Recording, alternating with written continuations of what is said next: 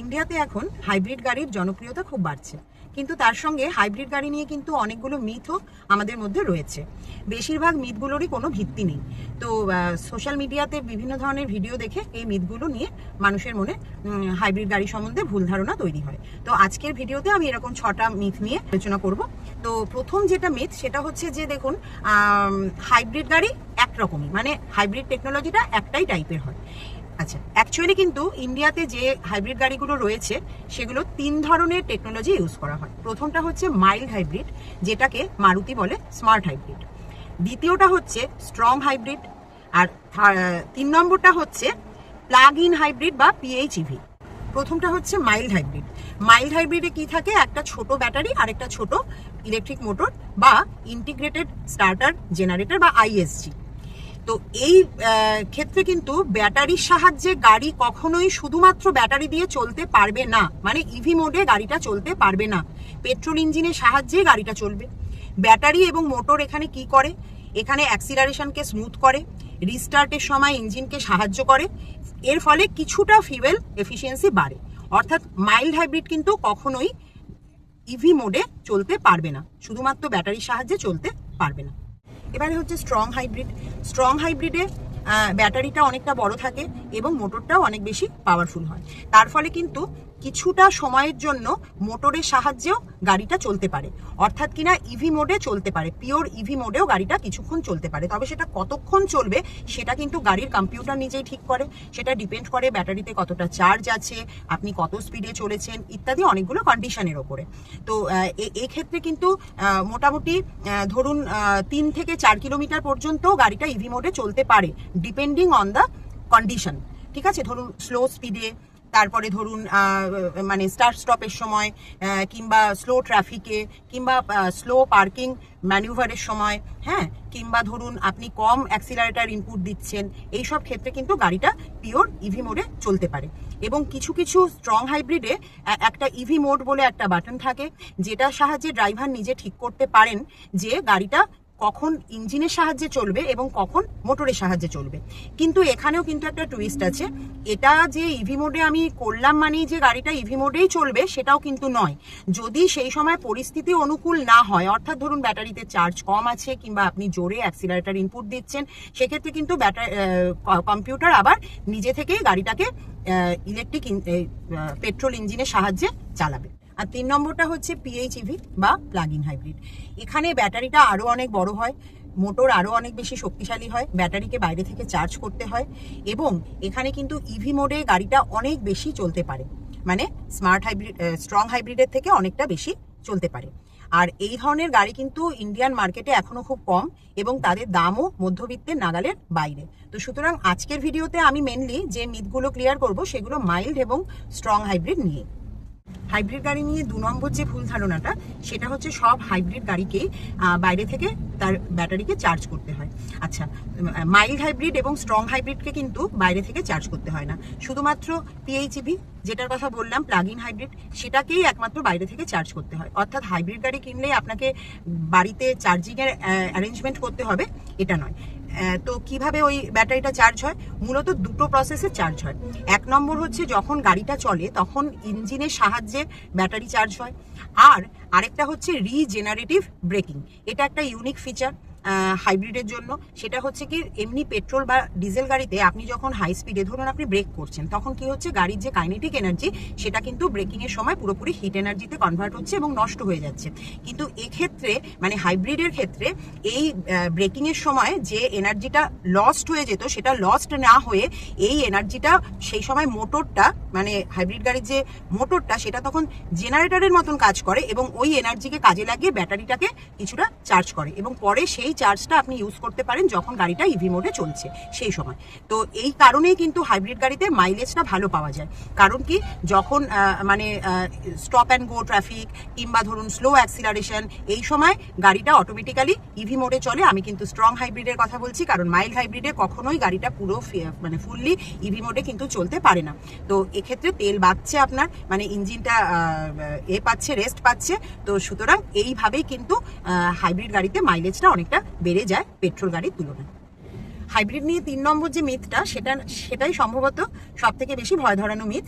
অর্থাৎ হাইব্রিডের ব্যাটারি 2-3 বছরেই খারাপ হয়ে যাবে এবং ব্যাটারি রিপ্লেস করতে কয়েক লাখ টাকা খরচ। দেখুন, হাইব্রিডের ব্যাটারি 2-3 বছরে খারাপ হয়ে যায় না।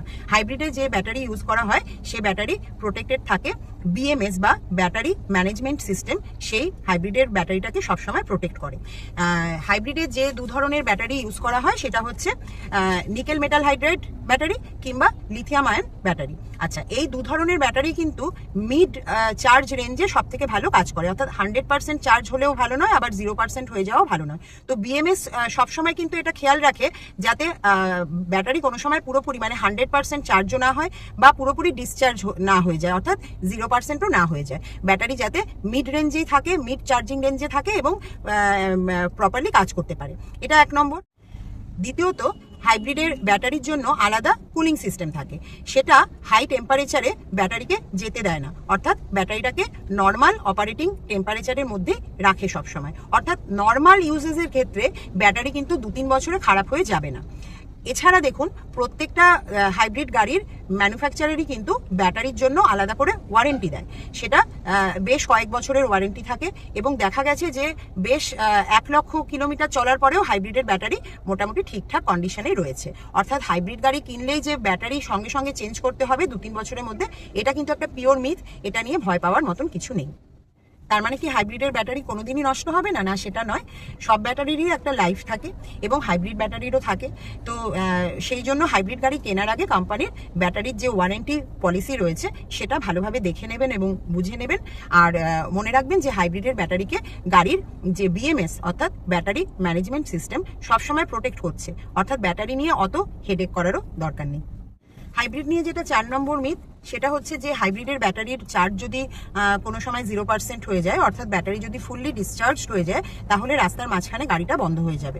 আচ্ছা দেখুন, প্রথমে একটা জিনিস বুঝে নিই, সেটা হচ্ছে গাড়ির যে হাইব্রিড গাড়ির যে ব্যাটারি থাকে, বিএমএস অর্থাৎ ব্যাটারি ম্যানেজমেন্ট সিস্টেম তার চার্জকে কিন্তু কখনোই 0% হতে দেয় না। অর্থাৎ আপনার গাড়ির ড্যাশবোর্ডে যদি দেখাচ্ছে যে গাড়ির ব্যাটারির চার্জের 1টা বা 2টো বার রয়েছে, সেক্ষেত্রে আপনার এরকম ভয় করার কোনো কারণ নেই যে 10% বা 0% হয়ে গেছে চার্জটা। সবসময় কিছু চার্জ রিজার্ভ অবস্থায় থাকে, আর যখনই চার্জ কমতে শুরু করে তখনই কিন্তু বিএমএস সেটাকে ডিটেক্ট করে এবং তার ফলে কিন্তু তখন পেট্রোল ইঞ্জিনের সাহায্যে ব্যাটারি চার্জ হতে থাকে। বা আপনি যখন আপনার গাড়ির স্পিড কম করেন অর্থাৎ ব্রেক অ্যাপ্লাই করেন, তখনও কিন্তু রিজেনারেটিভ ব্রেকিং এর মাধ্যমে ব্যাটারিটা আবার চার্জ হতে থাকে। অর্থাৎ ব্যাটারি 0% হয়ে গেলে গাড়ি বন্ধ হয়ে যাবে রাস্তার মাঝখানে, এরকম কোনো কথা নেই। আচ্ছা, তাহলে কি ব্যাটারির কারণে কোনো সময় হাইব্রিড গাড়ি বন্ধ হয়ে যেতে পারে না? সেটা নয়। দেখুন, ব্যাটারির সিস্টেমের মধ্যে যদি কোনো রকমের বড়সড় ইলেকট্রিক্যাল ফল্ট কিংবা মেকানিক্যাল ফল্ট হয়, তাহলে অন্য যে কোনো গাড়ির মতোই হাইব্রিড গাড়িও রাস্তার মাঝখানে বন্ধ হয়ে যেতে পারে। কিন্তু শুধুমাত্র ব্যাটারি ডিসচার্জ হয়ে গেছে বলে, ফুললি ডিসচার্জ হয়ে গেছে বলে গাড়িটা রাস্তার মাঝখানে চলতে চলতে বন্ধ হয়ে যাবে, এরকম ভয় পাওয়ার কোনো কারণ নেই। হাইব্রিড নিয়ে যেটা 5 নম্বর মিথ, সেটা হচ্ছে হাইব্রিড কিনলেই প্রচুর ফুয়েল সেভিং হবে এবং প্রচুর টাকা বাঁচবে। তার ফলে অনেকেই কিন্তু বাজেট বাড়িয়ে হাইব্রিড গাড়ি কিনে ফেলেন, কিন্তু আপনার নিজের ইউজেস না বুঝে হাইব্রিড গাড়ি কিনলে কিন্তু আপনার লস হতে পারে। কারণ দেখুন, আপনার যদি ইয়ারলি রানিং খুব কম হয় এবং বেশিরভাগই আপনি হাইওয়েতে ড্রাইভ করেন, তাহলে কিন্তু হাইব্রিডে খুব একটা ফুয়েলের সাশ্রয় আপনার হবে না। তার ফলে কি হবে, ইনিশিয়ালি আপনি যে 3-4 লাখ টাকা বেশি দিয়ে হাইব্রিড গাড়িটা কিনছেন, সেই টাকাটা তুলতে কিন্তু আপনার অনেক দিন সময় লেগে যাবে। সেক্ষেত্রে কিন্তু আপনার পক্ষে বেটার হবে একটা পেট্রোল গাড়ি কেনা। আচ্ছা, আর তার সঙ্গে আরো একটা কথা, সেটা হচ্ছে মাইল্ড হাইব্রিড কিন্তু সেরকম বেশি ফুয়েল এফিসিয়েন্সি দেয় না, কারণ মাইল্ড হাইব্রিডে কিন্তু কোনো সময়ই আপনি ফুল ইভি মোডে গাড়িটাকে চালাতে পারছেন না। সেখানে পেট্রোল ইঞ্জিনই কিন্তু সারাক্ষণ গাড়িটাকে চালাচ্ছে। শুধুমাত্র ব্যাটারি এবং মোটরের সাহায্যে আপনি কিছুটা সুবিধে পাচ্ছেন, সেটাও কোথায় না স্টপ অ্যান্ড গো ট্রাফিকে, বারবার করে স্লো মুভিং ট্রাফিকের সময় বারবার করে থামছেন, যাচ্ছেন, এই রকম অবস্থাতে। ফলে ফুয়েল সেভিং খুব একটা বেশি কিন্তু মাইল্ড হাইব্রিডের ক্ষেত্রে হয় না, যেটা স্ট্রং হাইব্রিডে হয়। হ্যাঁ, যদি আপনার ডেলি যাতায়াত একটা নির্দিষ্ট রুটে হয়, আপনি অনেক গাড়ি চালান, সারা বছরে আপনার রানিং অত্যন্ত বেশি এবং বেশিরভাগটাই আপনি সিটি ট্রাফিকেই ড্রাইভ করেন, আপনার বেশিরভাগ রানিংটাই হয় স্টপ অ্যান্ড গো ট্রাফিকে এবং স্লো মুভিং ট্রাফিকে, সেক্ষেত্রে কিন্তু হাইব্রিড মানে স্ট্রং হাইব্রিড আপনার জন্য অনেকটা বেশি সাশ্রয়কর হতে পারে, মাইল্ড হাইব্রিড নয়। আচ্ছা, তো সে কারণে নিজের ব্যবহারটা বুঝে তবেই কিন্তু হাইব্রিড গাড়ি কেনা উচিত।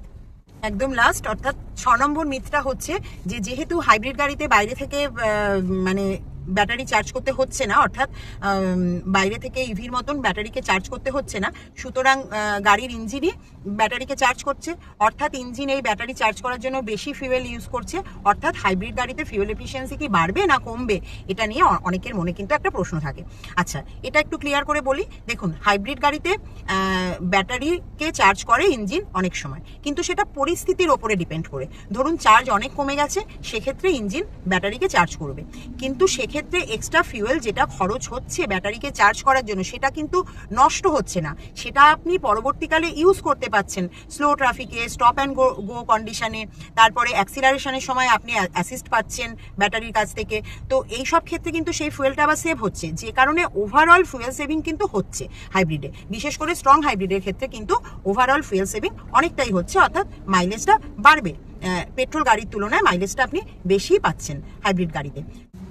আর হাইব্রিডের ব্যাটারি কিন্তু মূলত চার্জ হয় রিজেনারেটিভ ব্রেকিং এর সাহায্যে, অর্থাৎ যেটা আমি একদম ফার্স্ট পয়েন্টে বললাম, অর্থাৎ কি যখন আপনি ব্রেক অ্যাপ্লাই করছেন কিংবা গাড়ি যখন স্লো স্পিডে চলছে, তখন কিন্তু গাড়ির কাইনেটিক এনার্জিটা হিট এনার্জিতে নষ্ট না হয়ে বরঞ্চ ব্যাটারিকে চার্জ করছে। তো এভাবেও আপনি ব্যাটারিকে চার্জ করতে পারছেন, অর্থাৎ হাইব্রিডের ব্যাটারি যে সবসময় গাড়ির তেল পুড়িয়েই চার্জ হচ্ছে সেটা নয়, তার ফলে ওভারঅল মাইলেজ কিন্তু হাইব্রিডে ভালো পাওয়া যায়। অবশ্যই আমি এক্ষেত্রে কিন্তু স্ট্রং হাইব্রিডের কথাই বলছি, মাইল্ড হাইব্রিডে এই সুবিধাগুলো অতটা বেশি পাওয়া যায় না। তো আজকের ভিডিওটা যদি আপনাদের ইনফরমেটিভ লাগে তাহলে অবশ্যই লাইক করবেন, শেয়ার করবেন আর চ্যানেলটাকে সাবস্ক্রাইব করবেন। আবার দেখা হবে নেক্সট ভিডিওতে। টাটা।